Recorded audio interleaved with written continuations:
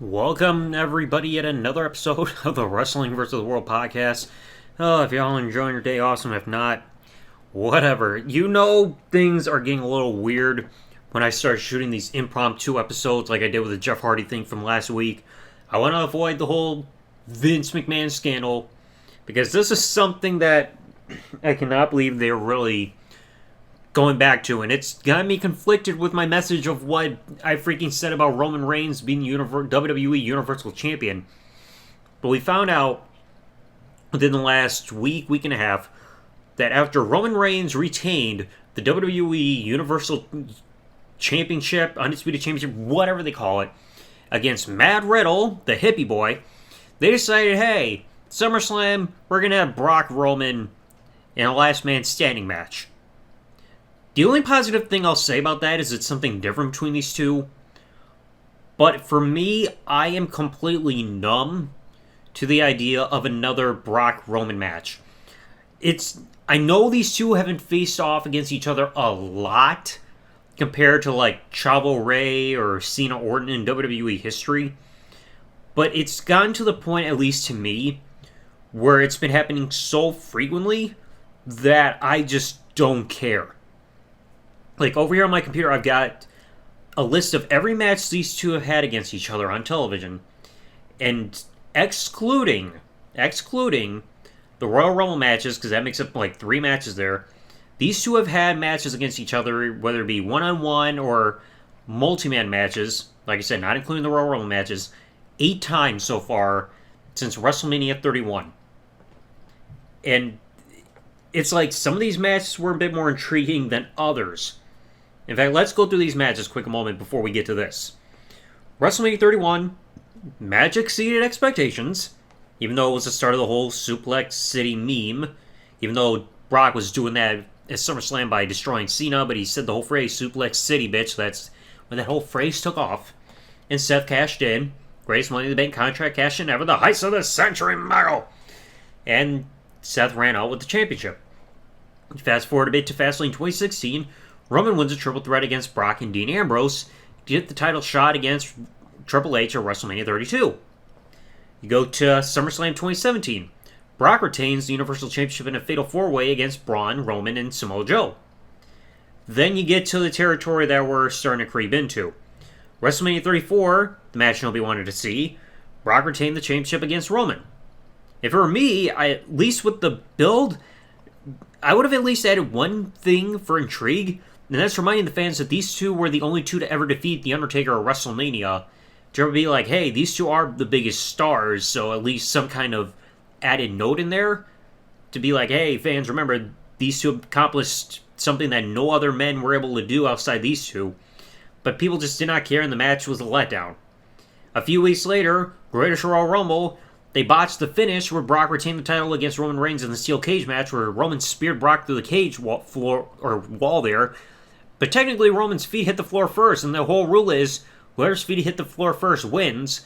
And Brock's feet never technically hit the floor, but Brock escaped the cage. And so they said, okay, Brock technically wins. So they screwed that whole thing up. Go to Crown Jewel in 2021 after Roman finally became champion. Everything was on the heel run of a lifetime. He retained against Brock. Then you have the title unification match at WrestleMania. Roman wins, and he's the undisputed WWE Universal Champion. Now, out of all these matches, like I said, I thought the WrestleMania 31 match was great. Even before Seth Rollins cashed it in, I thought it was still a great match. I had no memory of the triple threat at Fastlane 2016. Fatal 4-Way, I kind of remember. I thought it was pretty damn good. The WrestleMania 34 match was a letdown. The only thing you remember is that Roman was bloody, and there were way too many F5s. More F5s than I probably push on my freaking keyboard when a freaking browser won't properly refresh. Steel cage match, never seen it outside the finish. SummerSlam 2018, oh yeah, I almost forgot that. That was when the only thing you remember was the fact that Roman successfully won because Braun got involved. And that ended Brock's on and off friggin' schedule reign of terror that only lasted 6 minutes, but it was still a spam fest of Superman punches, spears, and freaking F5s. I think this was one of those main times where that started to become an overkill thing because these main event big world title matches you see ever since at least this point that I can recall, have been nothing but spamming finishers and signatures. You want the big example? Look at both world title matches you saw on both nights of WrestleMania 36. Of Goldberg versus Braun and Drew versus Brock. Just spamming the same couple moves. How many spears, Superman punches, and F5s did we see at SummerSlam 2018 between Brock and Roman? I mean, at least you got that conquering thing. The match at Crown Jewel 2021, I never saw it. And still to this day, as somebody who has seen every WrestleMania, I have not gone back to watch their match in the unification match of WrestleMania 38. I saw the finish from the point where Roman was put in the Kimura lock, hit the ropes, freaking reversing the F5 and the spear, and that was it. That's all I saw of the match to this day. And, like, I know they tried to get intrigued there with this match, saying that, hey, winner take all, because at first it was just Brock challenging for the Universal Championship, because all of a sudden he wins the Royal Rumble match. Then freaking Lashley gets injured, so Brock becomes WWE Champion. Who knows what the original plans might have been there if Lashley, aka Black Lesnar, did not get injured and lose the title to Brock Lesnar in the Elimination Chamber match without even getting involved. So they tried the unification match, and I think people just did not really care. Like I said, the concept itself is intriguing, that they're unifying both world titles, but it was just another case of another Brock-Roman match. So now you get to this. Another match between these two. This is the 6th time these two are going one-on-one in the last 4 years. And they've just recently had the WrestleMania trilogy.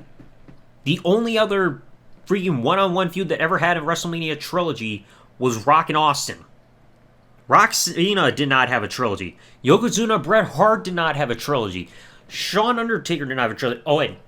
No, I forgot because of another one that we almost forget about. Undertaker Triple H also technically had a trilogy, so this is the 3rd time we had it outside of Rock, Austin, and Undertaker Triple H. So now Roman Brock has had it. But it's just like, this is a case where it's just like, as long as these two are doing this stuff to the point where they're not building up new stars, and Brock's matches are just the same old shit that they've been since SummerSlam 2014, I don't think anybody's going to be intrigued by what they do in the match. How many times have you seen Brock, since SummerSlam 2014, do some kind of move differently other than the F5, German suplexes, or a Kimura lock? It's just become a spam fest to the point where I don't care for the Brock match because you can predict how it's going to go. I mean, Roman, at least, like I said, I think it was like, a month or two ago, or however long it's been since I did the video about Roman's being the best Universal Champion of all time. At least with him, he's reinvented himself. He's got himself a character and probably got over as the guy compared to when he had his first match with Brock. We all remember the reactions Roman was getting when the whole shit started. But it's just like, they have so many other people on the roster that you could have Roman have a big match with at SummerSlam. I get it.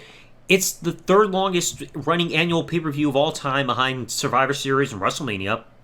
But there are plenty of guys you could have Roman have a match with at one of the big 4 pay-per-views. You don't need to just keep going back to Roman Brock, Roman Brock, Roman and Brock. Like, there are plenty of other guys you've got. Like, I get it, you already did Cena last year. But, I mean, you got other guys that you could have. Even if Roman's got to squash somebody, it at least will be something different rather than just seeing the same matches repeatedly. And like I said, the only difference you got here is, hey, it's last man standing instead of just a standard match, because the only other one-on-one match stipulation gimmick match that you gave us was the steel cage match that you saw at the Greatest Royal Rumble back in 2018 after WrestleMania 34, but that was it. Otherwise, it's just one-on-one, one-on-one. And like I said with Brock Lesnar, he just repeats the same moves to the point where nothing else he does is really going to get my attention saying, oh shit, he did something different. Because he doesn't anymore. And it's been this way now for almost 8 years. I get it, the Suplex City thing is has been a big marketing thing. But you look at him now, it's like he's not even marketing that anymore. He's now wearing the shirt saying Suplex City, unless he's doing it on TV and I'm not catching him. Otherwise, he's wearing the flannel shirt, he's got the man bun into a ponytail and the cowboy hat. I think now you can retire the Suplex City stuff now that you're not repeating any with the merchandise anymore, and just go back to being the brawling powerhouse that you were when you first started. Freaking power bombs and friggin' regular suplex and tossing guys around the ring like they're freaking paperweight. Bring back that Brock Lesnar. You don't have to do the shooting star press like we saw at WrestleMania 19. Please keep that away. Just for your own safety, Brock. Just be sure. But it's just like, how many times are they just going to keep giving us this? Like I said, they haven't had as many one-on-one matches as you saw with Randy Orton versus John Cena from 2005 to 2017, or as many one-on-one matches between Rey and Chavo that we saw from like 2002 till, I don't know, whenever the last Rey Chavo match was. And I know people say, oh, but Rey Chavo was always amazing. Yeah, but again, like I said, they've had it so many times to the point where you kind of get numb to it. And this is the case here because you see how many times this happened in the last 4 years. This will be their 6th one-on-one match since WrestleMania 34. And the only match that they had one-on-one that people actually cared for, even though they were kind of iffy about, but actually delivered to the point where it exceeded all our expectations, was WrestleMania 31. Nobody cared about the WrestleMania 34 match. I don't think people really cared about the steel cage match. The only thing you cared about was the fact they botched the finish. The SummerSlam match, they just did it to end the Reign of Terror for Brock and the whole thing with Braun Strowman in order to set up Hell in a Cell. And I mean, I know they were going to do the triple threat at Crown Jewel afterwards, but it was just, nobody cares about it now. Like, maybe people had some intrigue for Crown Jewel because they had the opposite roles and Brock's actually showing an entertaining side, but nobody cared about the WrestleMania match because it being a trilogy that nobody asked for, and now we're getting it at SummerSlam. We saw it at SummerSlam 4 years ago.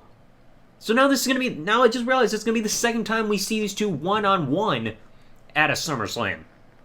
Third time overall where we're going to see them with SummerSlam when you include the Fatal 4-Way of 2017, but I'm just so numb to the point where I don't want to see this.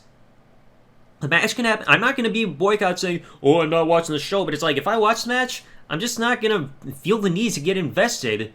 Like I said, we've seen this so many times now. It's just gotten to the numbing point where it's just like, it happens, and I don't freaking look forward to it.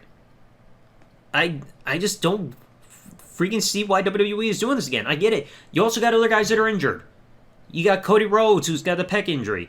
You got Randy Orton with the legit back injury that just recently has happened over the last few months. But like I said, you got plenty of other guys on the roster that haven't had their chance yet that you could have go against Roman, even if it's like somebody that you got to build up, or even if it's going to be a squash match. You got AJ Styles, you got Bobby Lashley, you could have him rip Ricochet in half. I mean, hell, you could, just for intrigue, even if you don't put the Intercontinental Championship on the line, see what he can do with Walter. I mean, Walter's getting in shape. I mean, who wouldn't want to see freaking Roman getting chopped by a man, almost like a mammoth compared to him? I mean, that's something. Better than just a repeat formula. So, I mean, hopefully they're not going to continue this afterwards. I get it. The plans are limited because of the injuries and the roster and everything. But it's like, you still got plenty of other people in place. You have other people you can build up to the main event level instead of just relying on the same few people. You have to have other guys get to the main event level because you can't rely on the same people over and over. What if Roman suddenly, freaking woke up or was training and all of a sudden had a broken neck and had to relinquish titles? Who are you going to put in place then for the main event? You got nobody else because you don't build anybody else up to the main event level, WWE. Otherwise, your panic idea is like, oh, we want to do this. Let's put a job guy, enhancement talent, into the main event level, and then you get the whole Jinder Mahal thing. Because they just rush plans because they are freaking out of plans anyway. So they got no backup plans in case something happens. So it's just like, I mean, I can't remember if this pay-per-view is going to be on a Saturday or Sunday, but it's like, I'm not looking forward to this. Like I said, the last man standing stipulation is at least something different for them going one-on-one, but it's not exactly making me want to freaking grab a bucket of popcorn and eat it like I'm watching some kind of high-action movie that I'm paying big money to see, that I've had a freaking circle on my calendar saying, can't wait for this day, remember, get ready, get the popcorn ready, start munching away, start biting into my fingers because I'm in building with anticipation. I'm not getting that with this. So it's just it's just nuts. Hopefully when they have this match, hopefully this will be the last outing of these two one-on-one. Because like I said, as long as they just keep going back to the same thing, and as long as Brock's still doing the same kind of matches, I'm not going to be intrigued. So anyway, let me know what you all thought in the comment section below. What do you think about Roman Brock happening at SummerSlam? Like I said, I'm not hyped. I am not hyped. I mean, maybe, like, it would be nice if they added somebody else. Or, well, then again, you can't do a triple threat last man standing match unless you do a last man standing elimination, where somebody's down for the 10 count. Okay, then you got 2 guys left, but they've never done that. Maybe it would be interesting, but they won't do that. But let me know what you guys in the comment section below. What do you think about Roman Brock again at SummerSlam? If you enjoyed today's episode, leave a like, tell me what you thought below, and subscribe to the bell, turn on if you're listening to this on YouTube, or follow elsewhere if I ever get this episode and others up anytime soon yet. And I'll catch you guys later. Thanks for listening, everybody. Like, comment, subscribe. Peace out, and good day, everybody.